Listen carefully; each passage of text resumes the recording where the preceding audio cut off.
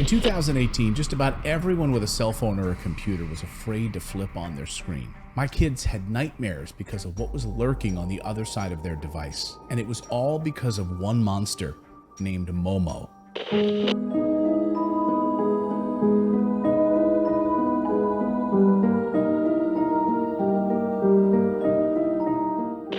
Welcome to the Paranormal Post. On this channel, we cover unexplained mysteries, paranormal research that will expand your consciousness, and the stories that will make you cover your face with blankets at night.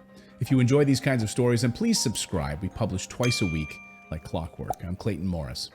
If you remember the golden age of creepypastas, you know, the stories that are copy and pasted and shared across the internet, then you remember a sensation called Slender Man, a tall, faceless man with long arms and legs who allegedly leads a cult that terrorized the internet. At some point, they even had a challenge for him online, calling it the Slender Man Challenge, where he would ask you to go to the woods alone at night, and it was said that he would abduct whoever obliged. In fact, whole books have been written about Slender Man. My favorite is from Nick Redfern, paranormal researcher.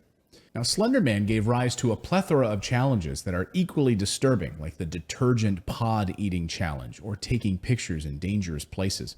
Well, today's video is about an internet challenge that freaks me out to this day. It all started in 2018, and it's known as the MoMo Challenge. The challenge begins when children would contact a stranger on WhatsApp who called him or herself MoMo.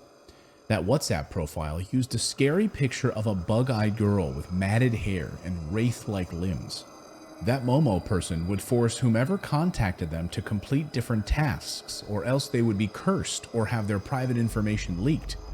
Now, those tasks would start small, like watching a horror movie late at night, but sometimes MoMo asks for self-harm along with pictures to prove that the task has been done, and the game won't continue as long as the participant didn't provide the proof. The last task would be for the participant to take their own life, preferably while recording it for social media. This challenge started in the Spanish-speaking world first, though even though the MoMo picture does have a Japanese origin. The creepy-looking creature was actually a sculpture called Mother Bird by a Japanese artist named Kisuke Ayasawa. It was on display back in 2016 in a gallery called the Vanilla Gallery in Tokyo. But it has been proven since that neither the artist nor the gallery have anything to do with this online challenge. After a picture of the sculpture was uploaded on Instagram, many started to point out the absurdity of the creature. Someone even re-uploaded it on Reddit, specifically on the famous subreddit r/creepy. This subreddit is where most people saw MoMo for the very first time. Now, the origin for the challenge, however, is a complete mystery, but it did catch the attention of millions of internet users. Among them was a YouTuber by the name of Rainbot. He made a video devoted to debunking MoMo back in July of 2018 and called it then a phenomenon. Despite debunking it, the video would be the introduction of MoMo to the English-speaking world, and shortly after, many rumors started to spread about suicides and accidents that all had one thing in common: the MoMo Challenge. There were even times where the police and internet safety experts started to warn the parents from this MoMo number and to always check their kids' WhatsApp. They were also told to watch out for signs, so if one day their kid who never liked horror movies and then the next day suddenly began watching them alone at night, that might be the very first task in the MoMo Challenge. As an adult, I can see how this is a hoax, right? It's scary, it's unsettling, but still a hoax nonetheless. But as a kid or a teenager, you get more concerned with the thrill and the curiosity than the logical aspect of the trends. And at the time, a lot of rumors fed this curiosity. For example, it was said that a 12-year-old girl in Buenos Aires took her own life after completing the game. Another challenge that was so popular on YouTube was the 3 a.m. MoMo Challenge. This game would require its participants to call out for MoMo at exactly 3 a.m. and as a result, MoMo would either drive the player to suicide by calling and texting non-stop, or she would show up inside the player's house and try to murder them, his or herself. Now, videos of seemingly innocent cartoons like Peppa Pig or children's songs would be uploaded to YouTube. Then the videos would play normally except for a few glitches that would flash MoMo on the screen. Introduction to self-harm were also flashed throughout these videos. This became such a problem that our children's school in New Jersey actually sent home warnings about the MoMo Challenge and warned our kids off the internet. Unlike most internet trends and memes, people grew more uninterested in them as time went on.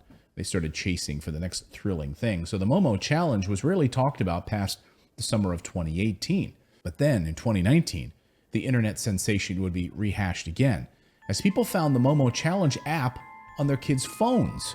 But it was more of a sinister facade this time. The app looked like any normal video game, but the content would reveal itself as soon as you loaded the app. The fact that the challenge might have been a decoy for something else is what made parents panic even more, and law enforcement also warned parents about the dangers that this game could pose. The police, in fact, in Northern Ireland wrote on their Facebook page, quote, "Even basic open source research suggests that MoMo is run by hackers who are looking for personal info.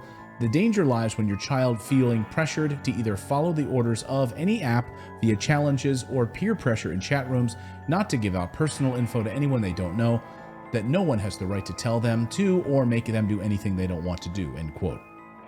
So, hackers behind MoMo? Perhaps. But with that said, many people believe that this whole thing was a hoax, because there was no way for MoMo to actually crawl out of someone's phone and attack them. And the fact that we know where it comes from makes it even more unrealistic. More like a creepy art project, one of the hundreds that get produced every year. However, the sinister truth about these games is not the figure or the mascot that the app has.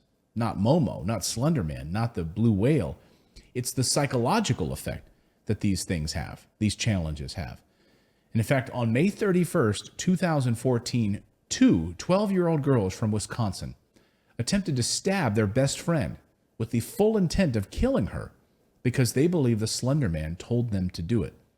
Thankfully, the girl lived, and the two other girls were arrested, but the incident shook the world and alerted everyone to the side of these seemingly harmless jokes and games that their kids wanted to play.